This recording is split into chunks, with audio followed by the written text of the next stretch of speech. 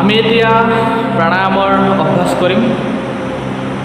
প্ৰাণায়াম কৰিলে আমাৰ শৰীৰত যথেষ্ট লাভদায়ক হয়।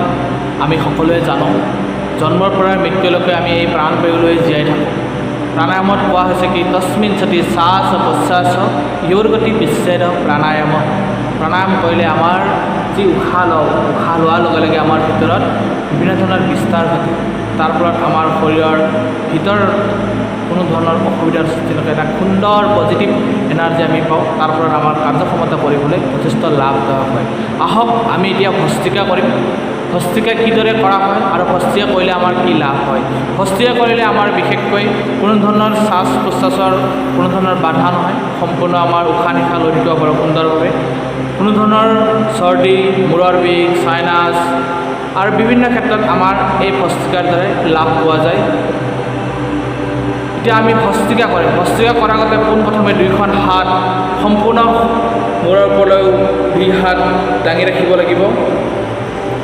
দুই হাতৰ মাজত অলপ অন্তৰ ৰাখিব। তেতিয়া লাহে লাহে আমি ভস্ত্ৰিকা আৰম্ভ কৰিম। উশাহ এৰাওঁতে দুই হাত কিলাগতি ভাঁজ কৰি সম্পূৰ্ণ উশাহ এৰিব লাগে। আহক আমি সকলোৱে এবাৰ চাওঁ। ভস্ত্ৰিকা কৰিব আৰম্ভ কৰিব। 1 2 3 4 5 6 7 8 9 10 11 12 13 14 15 16 17 18 19 20। তো এনেকৈ আমি 3-4 আৱৰ্তন আমি এনেকৈ অভ্যাস কৰিব পাৰোঁ। এই হ'ল ভস্ত্ৰিকা।